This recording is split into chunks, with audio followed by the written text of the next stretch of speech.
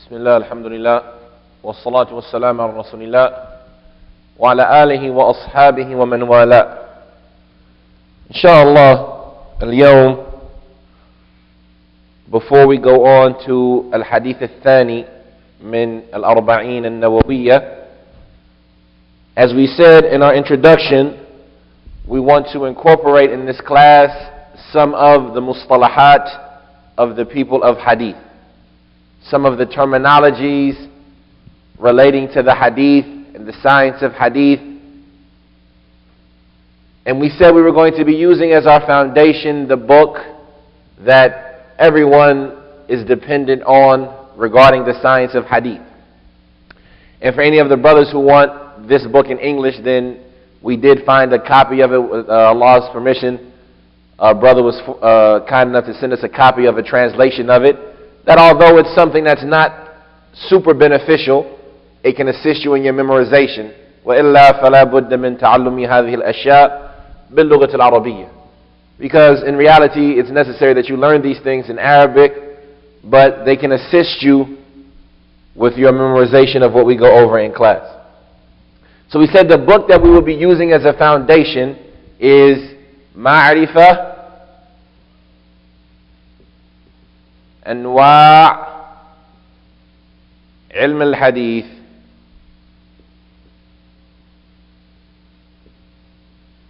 معرفة أنواع علم الحديث أو معرفة أنواع علم الحديث, an awareness about the types of the science of hadith,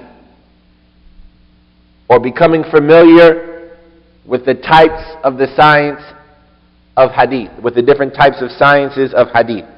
Becoming familiar with the different types of sciences of hadith. Because we said that hadith is more than just, or should I say the science of hadith is more than just knowing what the Prophet ﷺ said. It's more than just knowing the wordage of a hadith, should I say. Because there's no way to confirm that wordage or deny that wordage except with this science that goes with it. And I don't know if you remember, but in previous classes, we gave the definition of the science of hadith, ilm al-hadith. We gave its definition. Does anybody remember the definition we gave for the science of hadith? In reality, it's a simple definition. When we talk about ilm al-hadith, what does it mean? What do you think it is?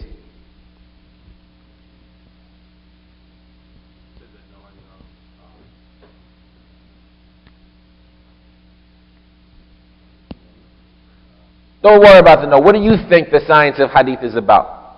Just from your own, if you had to, somebody asked you right now, stopped you in the street and said, what's the science of hadith? Right? We just said it's more than just the wordage of the hadith. So what is it?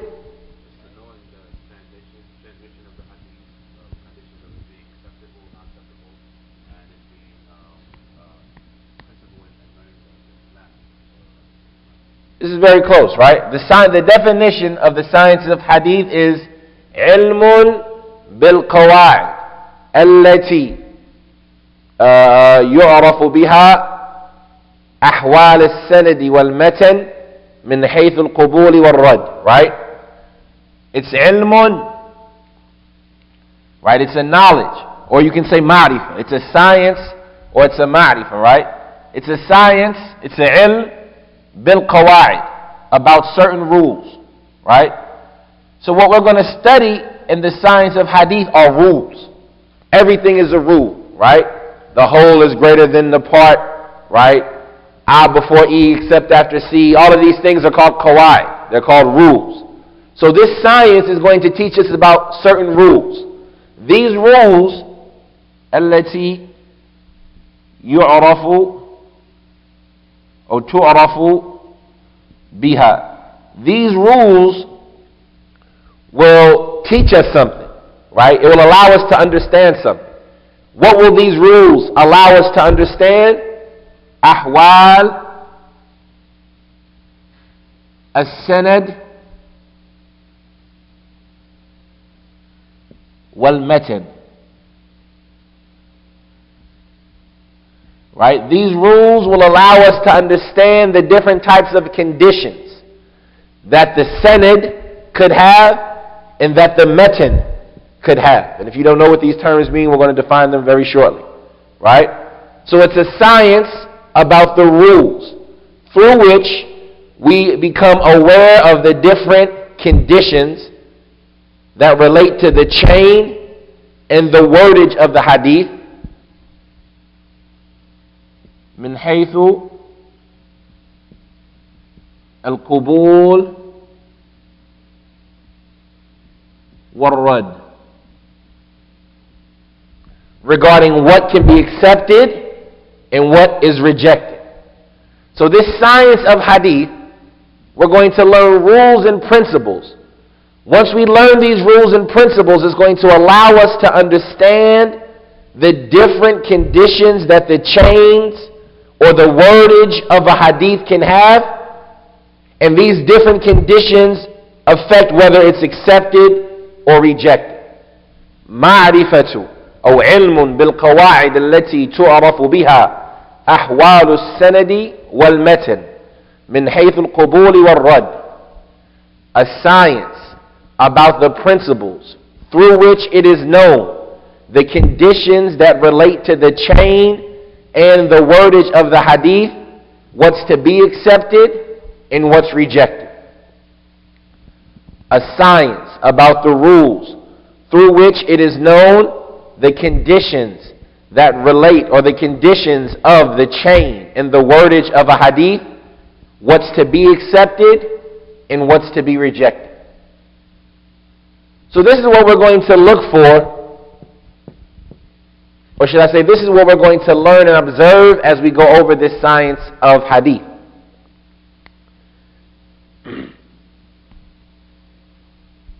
We want to quick review what we talked about. What is a hadith?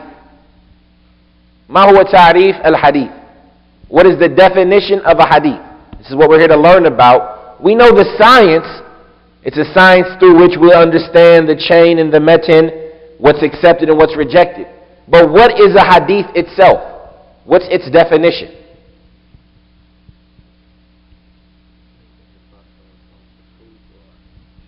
Anything the Prophet approved or did. He's missing something.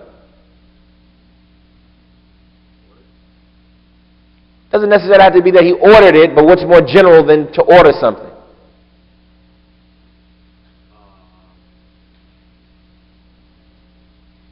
How do you order something? What do you use? Exactly, what you say, right? The hadith is aqwal an-nabi, the statements of the Prophet sallallahu alaihi wasallam. If the Prophet said something, then it is a what? It's a hadith. If the Prophet said it, it's a hadith. Wa af'ali, right? If the Prophet did something, he didn't say it, but somebody else said, I saw the Prophet urinate with his back towards the Qibla. What does that mean? That action of the Prophet is a what? It's a hadith, right? أو تقريرات, right? أو تقريراته. أقوال النبي وأفعاله وتقريراته, right?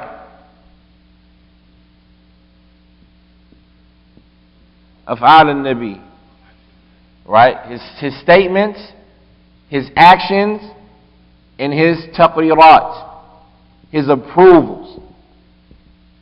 What do we mean when we say approval? Somebody did something, and the Prophet didn't say anything about it. He saw them do it, but he didn't say anything. Like the statement of the Sahabi, كنا نعزل في عصر النبي, right? أو كما قال. We used to do coitus interruptus during the time of the Prophet, right? And we'll learn more about this taqrirat. Some other things enter into this also, like the statement of the Sahabi, from the Sunnah is such and such. Or we used to do this and the Prophet was alive. All of this means that the Prophet approved of it. He didn't say it, he didn't do it, but he was okay with it being done. He didn't tell them not to do it. So that means it's a hadith. Now we said that the information that we're going to be basing our class on is from two books.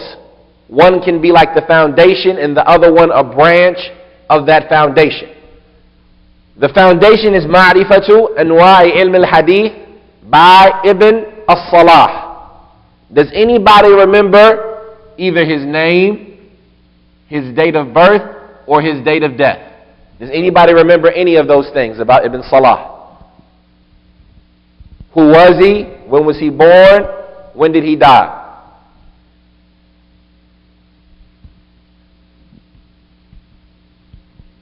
All right. His name was Abu Amr. Abu Amr Uthman. Right? Uthman ibn Abdul-Rahman al-Shahrazuri. Right? Abu Amr Uthman ibn Abdul-Rahman ibn Uthman ibn Abi Nasr al-Nasri al-Shahrazuri al-Sharkhasi. I forgot that part. Al-Shar. Right? But what's important for us is Abu Amr Uthman ibn Abdul-Rahman al-Ma'ruf bi Ibn Salah. Ibn as-Salah. He was born in the year 577 Hijrah. When did he die? 643 Hijrah. Mumtaz. Right, so we have to keep this in mind about him. Abu Amr Uthman ibn Abdul Rahman al-Mashhur bi Ibn Salah. Wa alaykum assalam wa rahmatullahi wa barakatuh. Ibn Salah was the person who authored this book. Right? When we talked about the science of hadith, the history of the science of hadith in the first class we had about this, we talked about that one of the first people to write in this science was Imam al-Shafi'i. And then after him you had al-Ramah-Hurmuzi, and you had al-Hakim al-Naysaburi, and Abu Nu'aym al-Asfahani, and al-Khatib al-Baghdadi. And you had other people that wrote in this science of hadith. Until Abu Amr came along and he wrote his book, Ma'rifatu Anwa'i Ilm al-Hadith, right? And since this book, almost everybody who's written in the science of hadith has used his book as its source. So this book is the most popular book relating to the science of hadith. So that's why we need to know who he is, because his book is like the foundation of this science. It wasn't the first book, but it's a book that gathered up all the information of those previous books and put it to us in a nice and organized way. After him, i.e. after Abu Salah, almost everybody who wrote in this field wrote some type of version of his book. So some of them summarized it, some of them organized it, some of them explained it, some of them wrote corrections to it, and some of them put it in poetry form. And one of the best people to work on this book was Al-Iraqi. Al-Iraqi. What's his name? Abul-Fadl. Yeah, you're missing a lot. Abul-Fadl Abdul-Rahim. Right? Abdul-Rahim. What was his father's name? Ibn Hussein. Right? So one of the best people to work on this book of Ma'rifati Anwa'i Ilm al-Hadith was Abul-Fadl Abdul-Rahim ibn al-Hussein al-Iraqi. He was born what year? You got the year? And when did he die? 805? Well, 806. 805? Hello. Jade. So he was born in the year 725 and he died in the year 805. He wrote a book called Al-Alfiyah,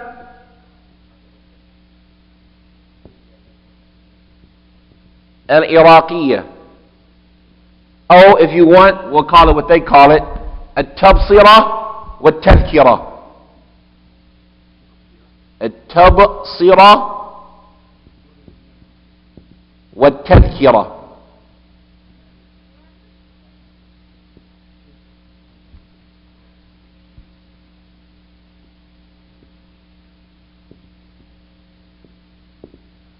And this book is 1,000 lines of poetry that he took the book authored by Ibn Salah and put it all into poetry form, which came out to have a total of about 1,000 lines.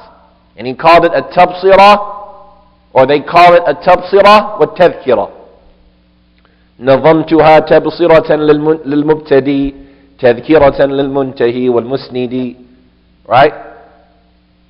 So this is the book that we're going to be going over, and not going over it directly, but taking benefits from it.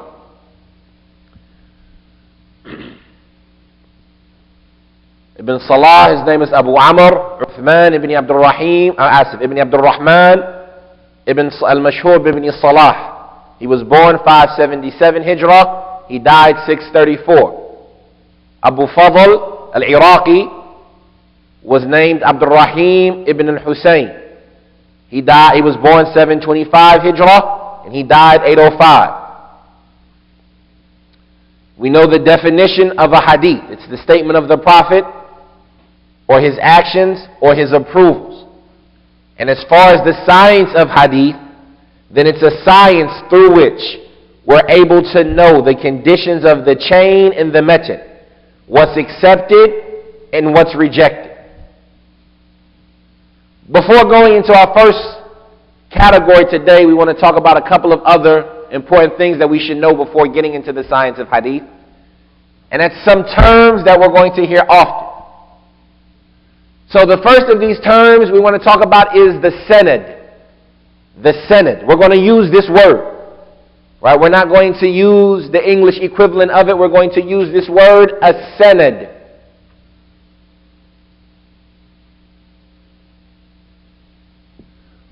Does anybody know what the sanad is? Okay, what's the chain? Right? هو الطريق المتن.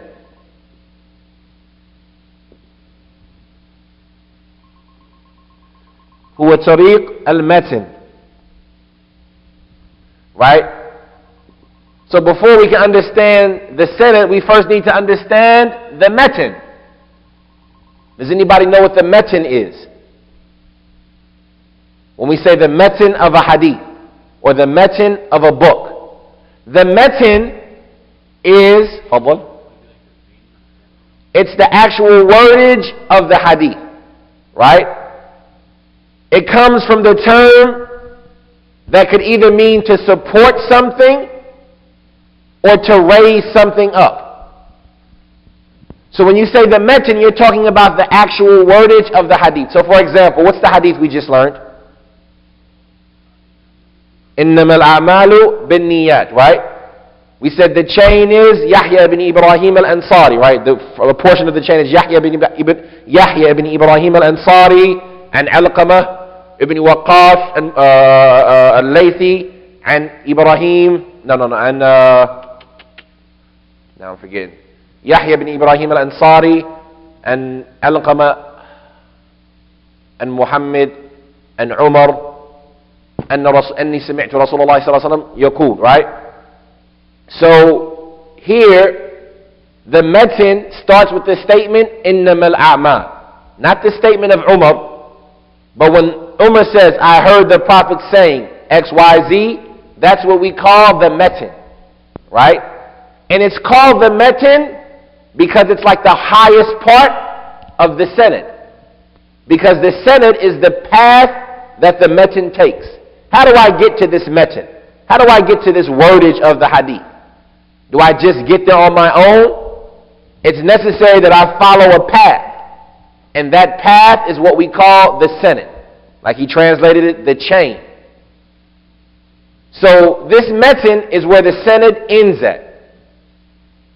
And the sanad is the way you get to the metin.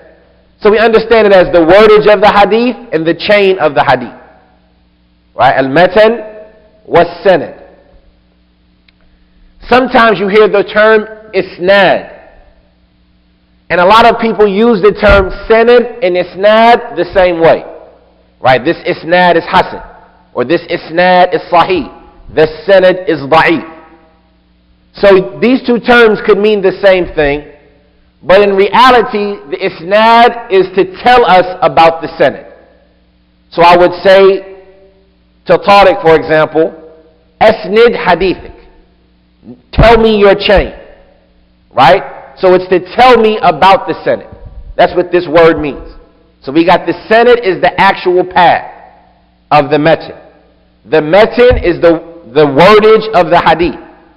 And the isnad is the informing about what the sanad is.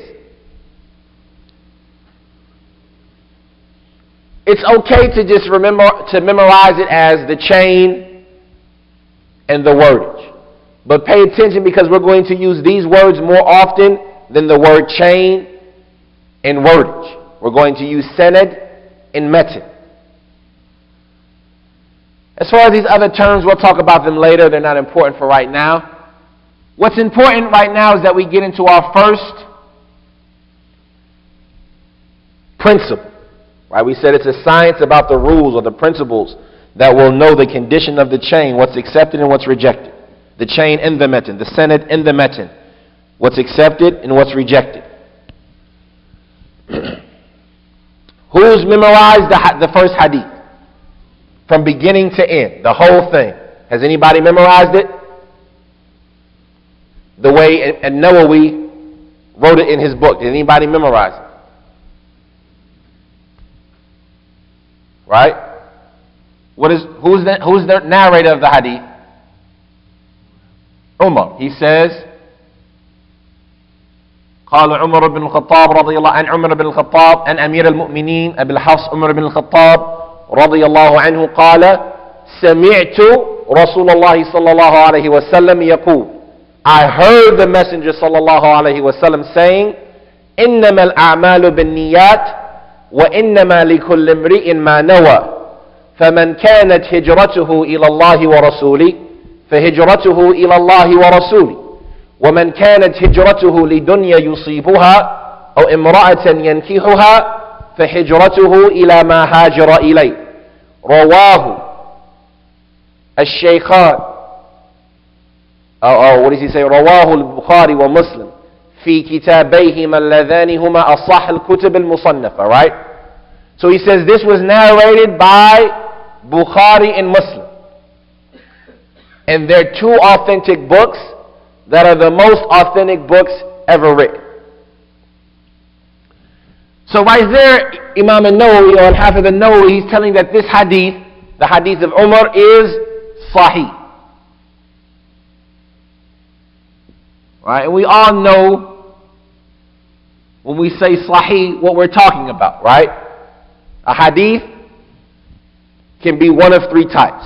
As Al-Iraqi, he says, وَأَهْلُ هَذَا الشَّأْنِ قَسَّمُوا السُّنَنِ إِلَى صَحِيحٍ وَضَعِيفٍ وَحَسَنٍ. So a hadith will either be sahih, da'if, or hasan. So I'm sure all of you can translate sahih, authentic, da'if, weak, hasan, sound, acceptable. But what makes a hadith sahih? What makes a hadith da'if? And what makes a hadith hasan?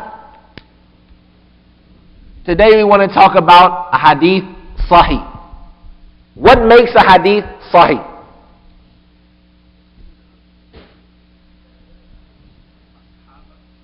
As-Sahaba?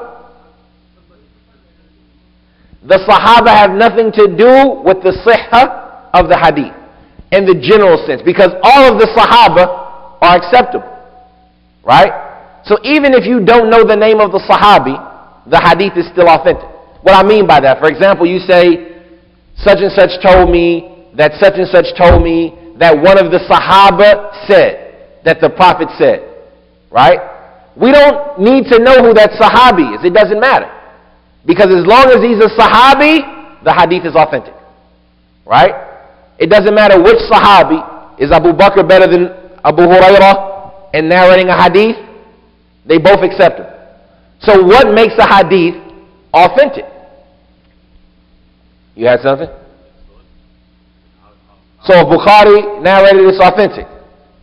When you say source. Yeah, the chain of it. What's the value? What shows in the chain? Who's in the chain and what? So who's in the sanad makes it authentic. Okay, so for instance. Okay, so let's say for instance, and this is where it's going to be kind of tricky, but just bear with me, right? Does everybody know Az-Zuhri? Az-Zuhri. Does everybody know Az-Zuhri? Zuhri, Muhammad ibn Shihab, right? Az-Zuhri. He was the teacher of Imam Malik, a scholar of hadith, one of the most major scholars of hadith ever. We'll learn more about him later, right? There's no doubt he's authentic. Let's say Ahmed, and this is make-believe of course, but let's say Ahmed narrated a hadith on Zuhri that the Prophet said something, right? Imam Ahmed, is he reliable? Abu Salim? Zuhri, is he reliable? Zuhri said the Prophet said something. Is Zuhri reliable?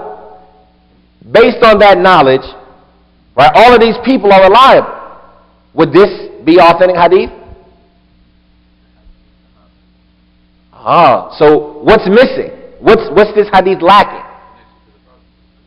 It's missing al-ittisal. Right, it's not being connected all the way. Also, there has to be a connection between Imam Ahmed and Zuhri, because Imam Ahmed never met Zuhri.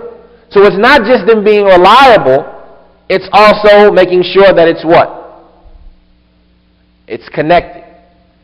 For that reason, they say the definition of an authentic hadith is وأهل هذا الشأن قسموا السنن إلى صحيح وضعيف وحسن فالأول المتصل الإسناد right ما اتصل إسناده right, let's say سنده ما اتصل سنده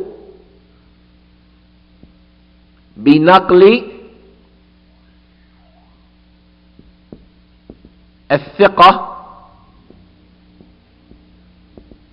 بنقل الثقة عن مثله أو عن بنقل الثقة عن ثقة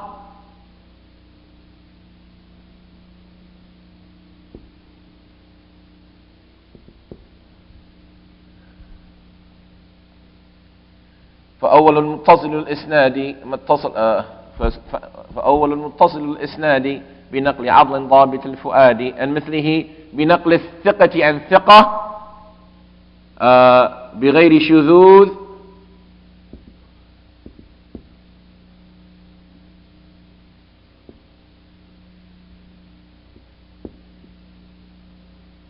أو علة قادحة. All of this is a lot, right? So a Sahih hadith is a connected chain, right? Mattasala isnaduhu.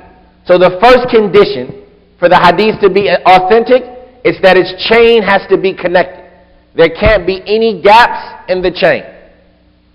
Abu Salim, have I ever met your brother? If I was to say Abu Salim's brother said, would that statement be authentic? I'd never met your brother, right? So that statement is not connected. Its sanad is not connected, right? So the first condition for something to be sahih is that it has to be muttasil, as-sanad, right? That its chain has to be connected. It has to have a connected chain. There can't be any gaps. The second condition of the hadith is that it has to be, the people in the chain have to be thiqah. They have to be thiqah. Thiqah, when we translate it is reliable. What are the qualities that make somebody reliable? There's two qualities, right? Dabt. The first of them is their memory, right? They have a sound memory. It doesn't mean that they never make a mistake. We're human, everybody's going to make a mistake. But it means that when you look at their body of work, their mistakes are few and far between. They're reliable. They have dabt. So the first thing to make you thiqah, you have to have strong memory. What's the second quality that a person needs to be reliable, to be thiqah? Truthful, yes, but there is something more general than just truthful. Let's say, for instance, you're truthful. Trustworthy is a better way to put it. You have to have adala. Right? A thiqah, you have to have a dabt wal adala. You have to have sound memory and justice, but it's not the best way to translate it. Adala, what does it mean to say that a person is adl? He's trustworthy, he's a good person. Al-adala means that a person avoids major sins. He doesn't do major sins. He doesn't continue in minor sins.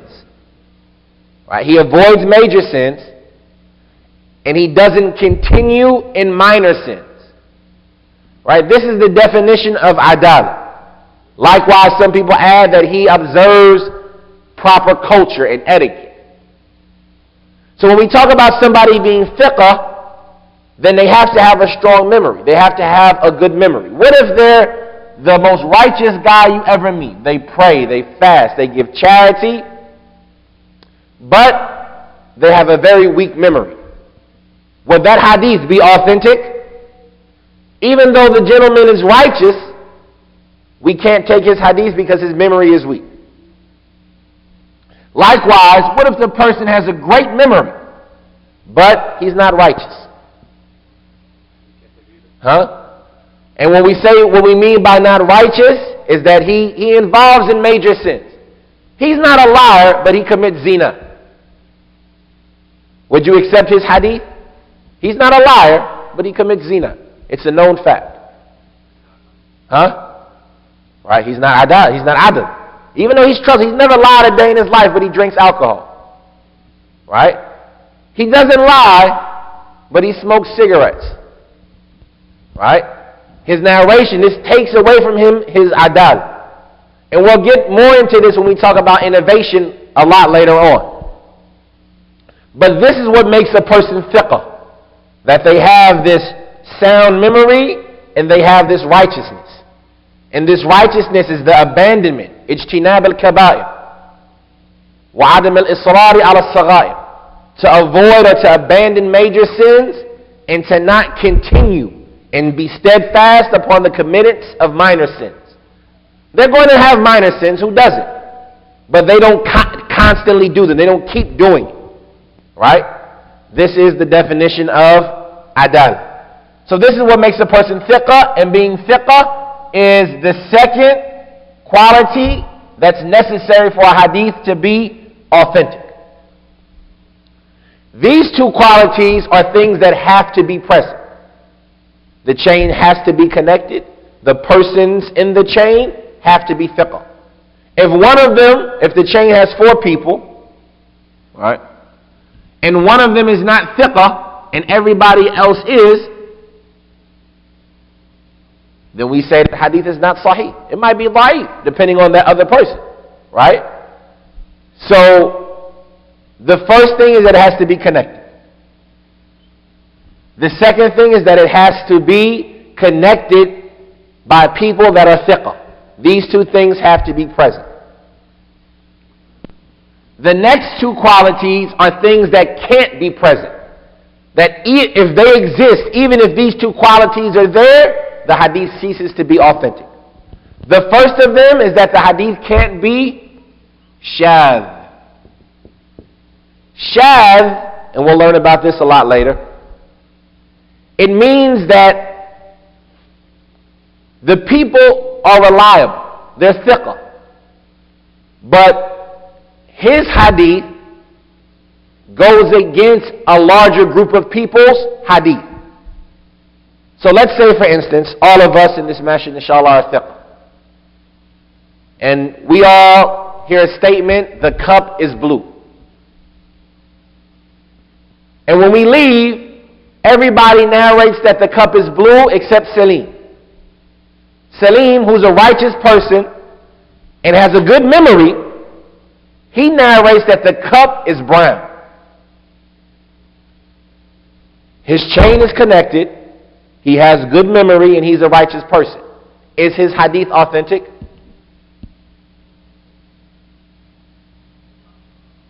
It's a simple question. Is his hadith authentic? The hadith is, listen, the cup is blue. When you all leave today, everybody heard the hadith, the cup is blue. Somebody asks you the hadith. You tell him the cup is blue. Tariq tells him the cup is blue. Sheikh Abdullah tells him the cup is blue, so forth. But Salim, when he would narrate his hadith, he would say the cup is brown. He's righteous, and he has a good memory. But is his hadith authentic? La, it's not authentic. Even though he has these qualities, it's not authentic. Why? Because it is shadh. It goes against a larger group of authentic people. Or, let's say you got Salim and Abu Salim. Now Salim is a hafiz. He knows hadith back and forth. He almost never makes a mistake. And when it comes to the hadith that he gets from Tariq, he's the best. And you got Abu Salim, who's also reliable and trustworthy, but he only took a couple of hadith from Tariq. He only took like one or two. So Abu Salim narrates the hadith that says the cup is brown. He's the same hadith from Tariq, but he's only met with Tariq one or two times, while Salim used to hang out with Tariq all the time. Salim's heard tons of hadith from Tariq, and Abu Salim has only heard one or two. We call this hadith of Abu Salim shadh as well. Not because he's went against a larger group, but because he's went against somebody who's more reliable than him. So a shadh hadith is when somebody who is authentic goes against a group that's more authentic, whether because of their number or because of their quality. Right? So if it's one guy versus 6, we say no, his hadith is shadh. If it's one guy versus another guy, but this guy is Imam Malik and this guy is me, we say we want Imam Malik's hadith, right? So that's what we say when we say shadh, means that a person who's reliable, who's thiqah, has gone against a hadith of either a larger group of reliable people or somebody who is more reliable than him. The next thing that can't be present, and if it is present, then it makes the hadith inauthentic, even if the people and the connection are present, is that it can't have an illatun qadiha. It can't have a fault. And when we talk about illah, we're going to talk about this a lot later. When they talk about an illah, it's like a subtle fault that not everybody is aware of. And this subtle fault would be something that affects the validity of the hadith. Let's take an example.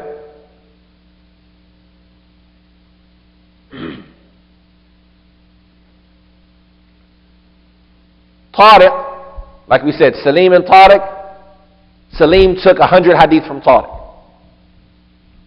But he took all of these hadith in the issue of marriage. Then I have a hadith from Salim, from Tariq, in the issue of, salah. But I know that Salim never learned any hadith about salat from Tariq. We will call this a illatun qadiha. It's a subtle fault that affects the validity of the hadith. If you were to just look at the chain in general, you would think that the chain is authentic, because such and such is reliable, and such is reliable from the beginning to the end. But when you understand that this topic, Salim never heard from Tariq, you know that there's somebody missing. Right? We would call that an illatun qadiyah. So we'll learn more about this later, but if these two things are present, if a contradiction or a subtle mistake is present in the hadith, even if the people are reliable and the chain is reliable, then this takes the hadith from being authentic. The question now becomes, how do we know these things? How do we figure out if something's shadh or if something has an illah in it? If I open up a book, it won't just say that this has a shadh. Like the hadith won't say it, tell me about itself and say it's shadh. We learn that by gathering all of the hadith of the same topic. So I take all the hadith that Tariq narrated. I take Salim's versions and Abu Salim's versions and Abdullah's versions and Amr's versions, and I put them all together. And I look at them.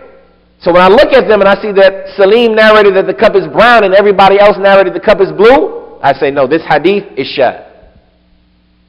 Or when I look at them and I see that Salim sat with Tariq all the time and said the cup is blue, and Abu Salim sat with Tariq only 1 or 2 times and said the cup is brown, I say, nope, this hadith is shadh. And if I want to know if it has an illah, this is one of the hardest things to know. It takes me gathering them up and looking at them and saying, well, let me look here.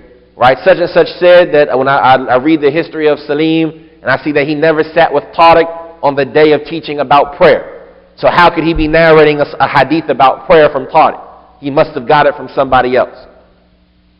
So this is important to understand about an authentic hadith.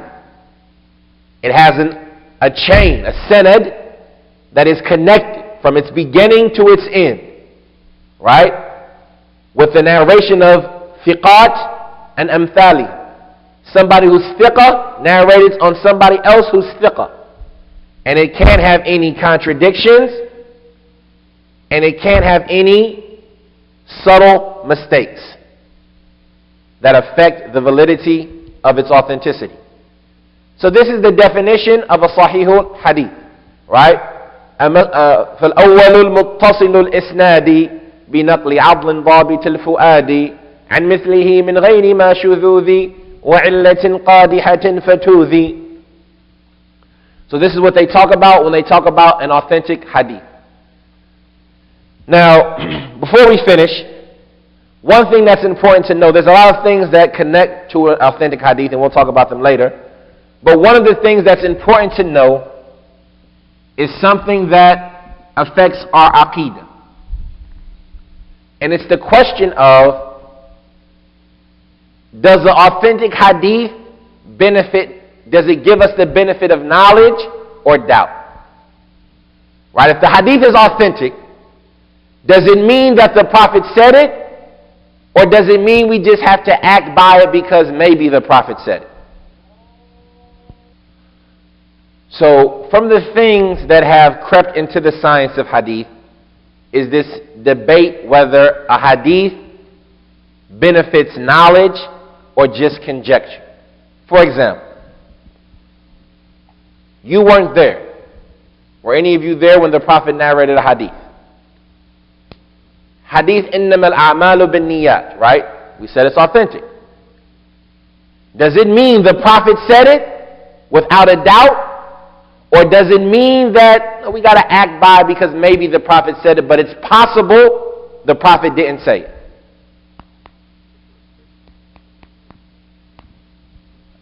Anybody else have anything else? Alright? Does it mean that the Prophet said it? We know the Prophet said it. We have knowledge that the Prophet said it.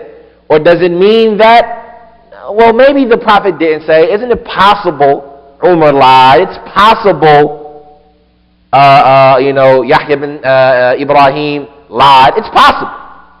It's possible. So therefore, we say that he didn't say it for sure, but we got to act by it because it meets the criteria of what we know. This issue is an issue that was introduced by the people of innovation.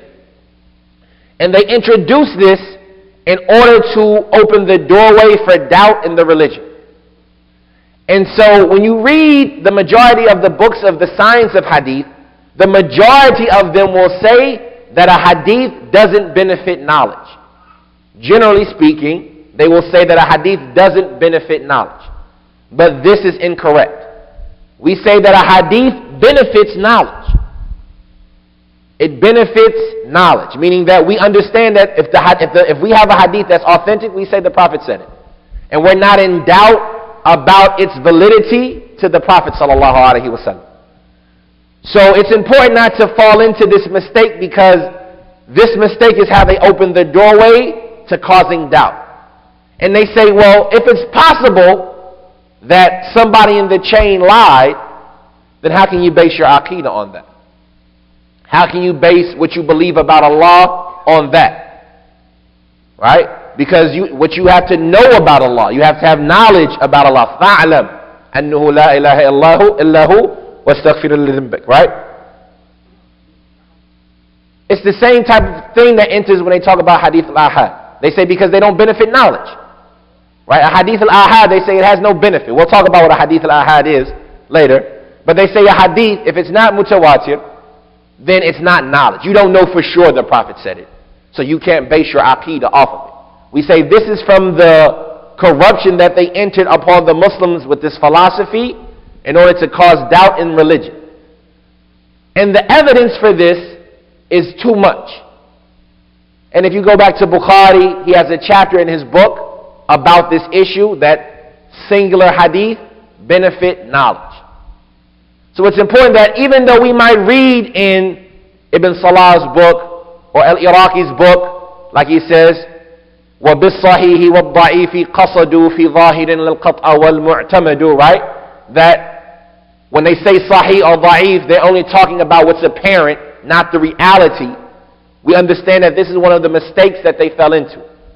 And this is not the correct approach regarding a hadith that's authentic. Right? If the hadith is authentic, we say that it's benefiting us knowledge. When we talk about knowledge, what is knowledge? Does anybody know the definition of knowledge? Huh?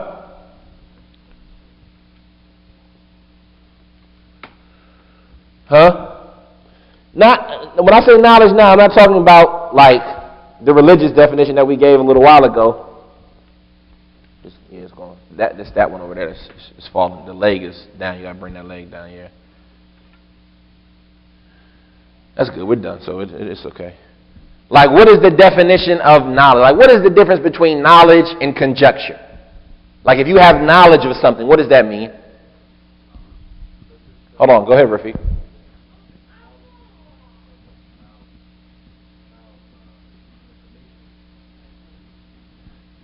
Yeah. Anybody else have anything else? Go ahead. Uh-huh.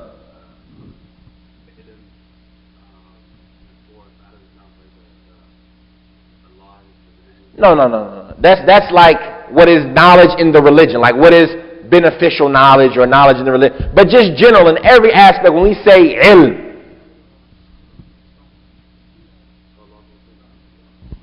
it's close to what he said. Al-ilm, when they defined it, they say it's idrak al-shay ala ma huwa alay idrakan jaziman. To be aware of something, to understand something the way that it truly is, an understanding that you have no doubt about. Right? There's no doubting.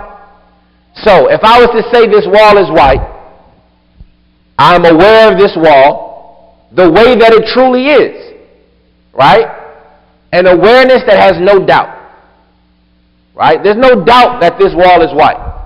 So I know this wall the way that it is, and I have no doubt in my understanding. That's knowledge. Right?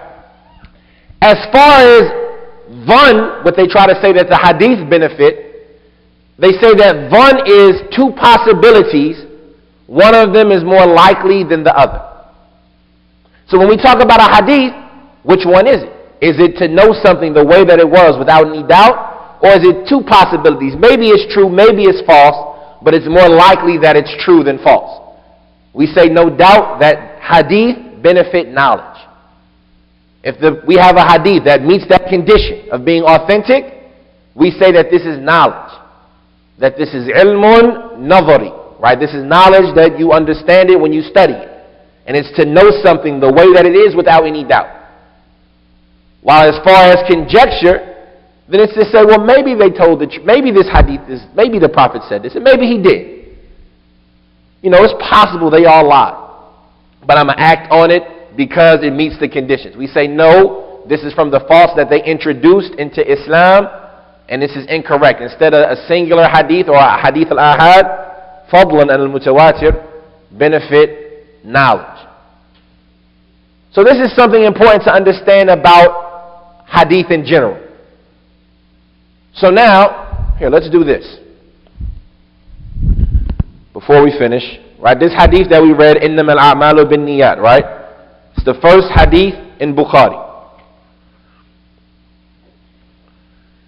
So Bukhari, he says, حَدَّثَنَا الْحُمَيْدِ. Humaydi narrated to us, right? حَدَّثَنَا سُفْيَانِ أن يحيى بن سعيد الأنصاري قال أخبرنا محمد بن إبراهيم التيمي أنه سمع القمة بن وقاص الليثي يقول سمعت عمر بن الخطاب رضي الله عنه يقول على المنبر قال سمعت رسول الله صلى الله عليه وسلم يقول إنما الأعمال بالنيات وإنما لكل امرئ ما نوى فمن كانت هجرته إلى الله ورسوله فهجرته إلى الله ورسوله ومن كانت هجرته لدنيا يصيبها أو امرأة إلى دنيا يصيبها أو امرأة ينكحها فهجرته إلى ما هاجر إليه. So to close off, we just want to apply what we just learned to this hadith, right? We said to be sahih, it has to have what four things? Right? Muttasil al-sanad, right? Muttasil al-sanad, right? Thiqat, the people in the chain have to be thiqah. What else? Can't have any contradictions, shudud, right? And what else? And it can't have any subtle mistakes, right? Illa, right? Nafi, al-illa, al-qadiha.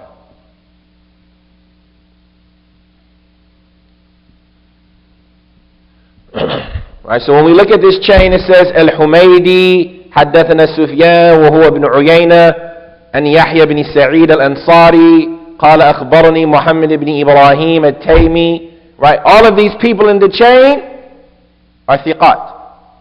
And a good way to learn who's reliable to begin with is read the chains in Bukhari and Muslim. Read the chains in the Muwatta of Imam Malik. And learn who those people are, because these books are authentic. So it's the people in these books, for the most part, are all authentic. So we find that it's all connected. And as we'll talk about later, the ways of connecting are different. So for example, here he says, he told us, right? Al-Humaydi narrated to us. He told us that Sufyan narrated to us about Yahya ibn Sa'id al-Ansari. Right? These are two different ways of narrating. To tell somebody something and to say about somebody. And we'll learn about that later, right? Then he says he informed us. This is different. All of these different ways of getting knowledge and delivering it make a difference in the validity and the authenticity of the hadith. Likewise, when you listen to the statement of Umar, he says, I heard. Right? All of these things are important to show that the chain is connected and to show that they are reliable. Right? In this hadith, there's no contradictions in it. Nobody in this narration is being overturned by somebody who's more reliable, and there are no subtle faults in it. And so when we understand that, if somebody asks us, did the Prophet say, إِنَّمَا الْأَعْمَالُ بِالنِّيَّاتِ? What do we say? Yes, the Prophet said that.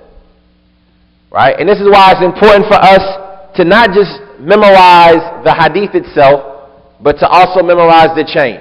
حدثنا الحميدي حدثنا سفيان عن يحيى بن إبراهيم عن يحيى بن سعيد الأنصاري عن محمد بن إبراهيم التيمي عن علقمة ابن وقاص الليثي يقول سمعت عمر بن الخطاب رضي الله عنه على المنبر قال سمعت رسول الله صلى الله عليه وسلم يقول إنما الأعمال بالنيات الحديث. So this is what we want to remember about an authentic hadith. A hadith that's sahih is what has a connected chain by reliable people without any contradictions or subtle mistakes. An authentic hadith is what has a connected chain by reliable people without any contradictions or subtle mistakes. An authentic hadith is what has a connected chain by reliable people without any contradictions or subtle mistakes. What's an authentic hadith? It has a connected chain. متصل السند, reliable people. بالثقات, without any contradictions or subtle mistakes. If you want it in Arabic, right? فَالْأَوَّلُ, just to kind of help you memorize it in poetry form. فَالْأَوَّلُ مُتَّصِلُ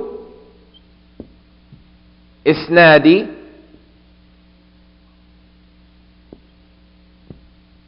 بنقل عضل ضابط الفؤاد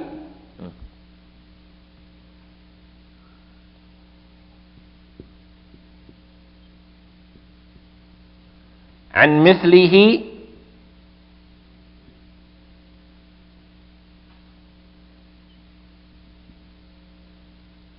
من غير ما شذوذ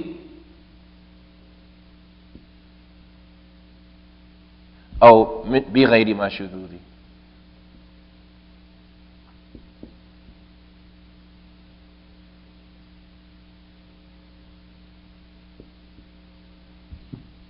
أو علة قادحة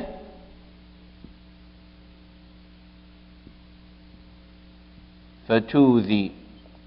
Right, Al-Iraqi said about the Sahih Hadith, فَالْأَوَّلُ, meaning an authentic Hadith, مُتَّصِلُ الْإِسْنَادِ, has a connected chain, بِنَقْلٍ عَدْلٍ ضَابِطِ الْفُؤَادِ, with the transmission of one who is righteous and sound memory, right? ضَابِطِ الْفُؤَادِ, his heart retains his information.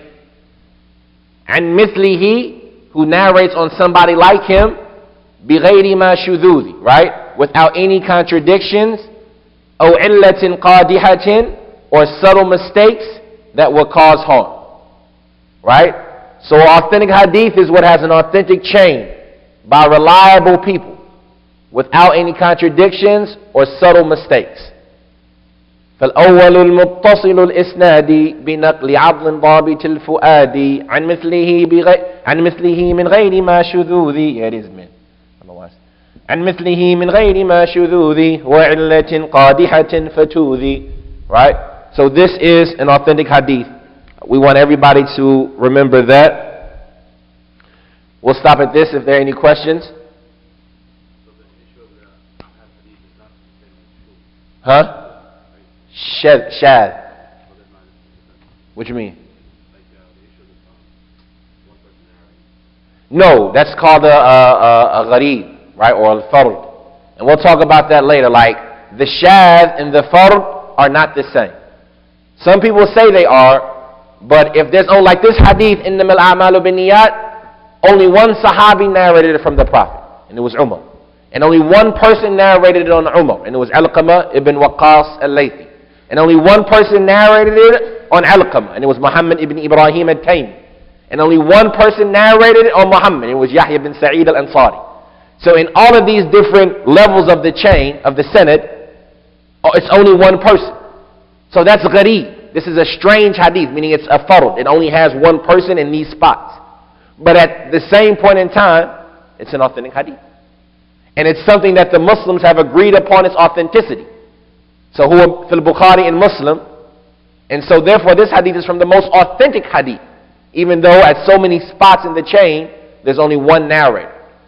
So a shadh would be if this is the only hadith, and there's 15 other people narrating saying that innamal a'malu bila niyat, and actions are not by intention, right? So that would make it shadh. But this hadith, of course, is not shadh, and it doesn't have any ilm. Huh? What you mean? No, this doesn't do it. What does that is the refutation of their principle that this doesn't benefit knowledge. Right? They say that, you're not sure, prove to me the Prophet said it. Isn't it possible, honestly speaking, isn't it possible that Yahya ibn Sa'id al-Ansari made a mistake? Let alone, it's possible that he lied, let alone it's possible that he made a mistake, isn't it? Isn't it possible? Honestly speaking, yes, it's possible. It's possible, 100% possible, that Yahya ibn Sa'id al-Ansari made a mistake. He's a human, right? It's possible Umar made a mistake, right? So they say, therefore, since this is possible, then this hadith doesn't give you knowledge. This hadith only gives you conjecture that is more likely, right? But we say, no, it gives us knowledge because knowledge is two types. You have knowledge, al-qat'i, ilm al-qat'i, right? Or al-dururi. Knowledge that there's 100, like, if a person doesn't know it, it's like, you're a fool. Like, where's the sky? Where's the sky? Up, right? You don't need you don't have to study anything to understand that. Right? And then you have ilm al-nazari. And ilm al-nazari is something that you have to study to understand it. But once you study it, it makes sense. Right? Like the science of math and things like this. Once you studied its principles, then you understand it. And once you understand it, then you have knowledge about it, even though not everybody knows it. So not everybody knows if a hadith is authentic or not. What's going to let you know if a hadith is authentic? Ilm al-hadith, which is the science about which it is known the conditions of the sanad and the matan, what's accepted and what's rejected. So the first thing we learned is what's accepted, the sahih. And that's what has the connected chain by reliable people. It doesn't have any contradictions, and it doesn't have any subtle mistakes, and it benefits knowledge. Anything else? Uh-huh. Because this thing, as you said, it was nobody asking about it. No.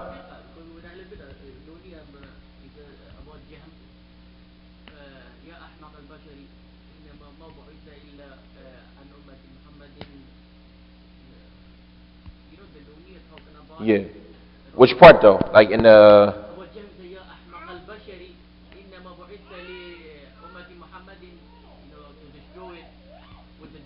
Yeah. Yeah, Nuni is, I haven't got that far in it, but yeah, Nuni is the best book of Aqidah written. Allah knows best. I mean, that's... And this is from philosophy and, overthinking things. And that's the point that he's trying to make, that, like we said, Bukhari proves it. Nobody asked these questions before. Does it benefit knowledge or not benefit knowledge? When the Sahaba were praying towards Bayt al-Maqdis, one guy came and told them that the Qibla has been turned. None of them said, well, hold on, how do we know you're telling the truth? Let's confirm this. Let me go send a messenger to the Prophet. And this was easy. They could have sent somebody to the Prophet. In the middle of their salat, they turned their direction. So that shows us that they believed without any doubt that information was without a doubt the statement of the Prophet, even though only one person came and told them that. So this is why we say that these hadiths benefit knowledge. They don't benefit most likely. And this is important to understand. And like I say, it's not something that, inshallah, some of you will be affected by. But if you hear somebody saying that, you understand now that this is an incorrect mistake. Even if it's somebody like Ibn Salah or Al-Iraqi or Nawawi or whoever it might be, because this is a common statement. This statement comes from the people of philosophy and rhetoric that they introduced into Islam. If there's nothing else, فضل.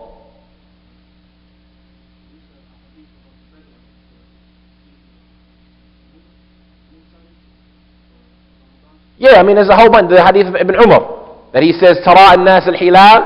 The people looked for the moon and none of them saw it except me. So I told the Prophet and he had told the people to fast. So the Prophet didn't say, "Well, hold on, wait a minute. Let me make sure that you saw it. You might be mistaken. How do you know it was the moon? How do you know it wasn't a cloud or something like that?" The Prophet said you saw it, and he acted by it. Yeah. And Bukhari has a whole section on it in the Book of Knowledge. And in the end of his book, he has a whole section on it, just in Akhbar al-Ahad.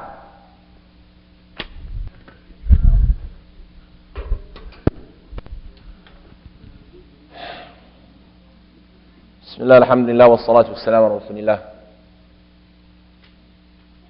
Alright, the hadith we just read was حدثنا الحميدي حدثنا سفيان عن يحيى بن سعيد عن محمد بن إبراهيم التيمي عن علقمة بن وقاص الليثي قال سمعت عمر بن الخطاب على المنبر يقول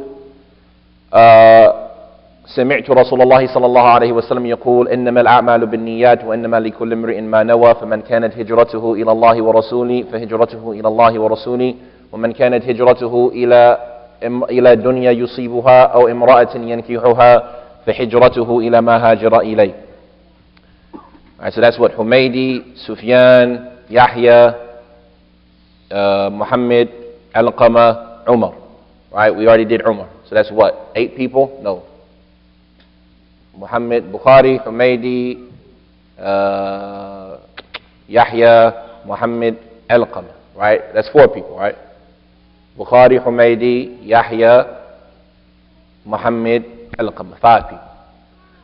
Whoever can give me this hadith from memory next week with the name and the birthday, or the name and the death date of every person in the chain, from Bukhari to Alqama. Let's see, we said it's 5. That's $4 for each one of those things. Right? And you can either have cash or you can use it, in the bookstore. We prefer you use it in the bookstore. That way you can get something beneficial with it, right? But it's 5 people. Bukhari, no, actually 6. Bukhari, Humaydi, Sufyan. I know I was forgetting somebody. Sufyan, Yahya, Muhammad, Alqam. So that's 6 people with the whole hadith from memory. So that's 7 things, right? For each one of those 7 things, let's make it better. 7 times 5 would be what? 35. That's $5 for each of those things. If you want cash, you want bookstore credit, whatever you want to take it and buy a throw from the bookstore, whatever you want. But for each one of those things, it's $5. Right? No, it's for tomorrow. Right? Not tomorrow. It's for next. Give them some time, because you got to memorize the whole hadith too. So what we'll do is that the people who want to compete at the beginning of next class, we'll randomly pick somebody who wants to compete, and if he has it, he has it. And if he doesn't, we move on to the next person, inshallah. The whole chain with the name of each person in the chain and the day he died, like the date of death. Like Bukhari would be Muhammad ibn Ismail al-Bukhari al-Mutawaffa sanata 56 wa 200, right? Muhammad ibn Ismail al-Bukhari, who died 256. Alright, who is al-Humaydi? Right? First name, kunya, first name, last name, date of death, and the names of the people. You got it, Salim? Abu Salim?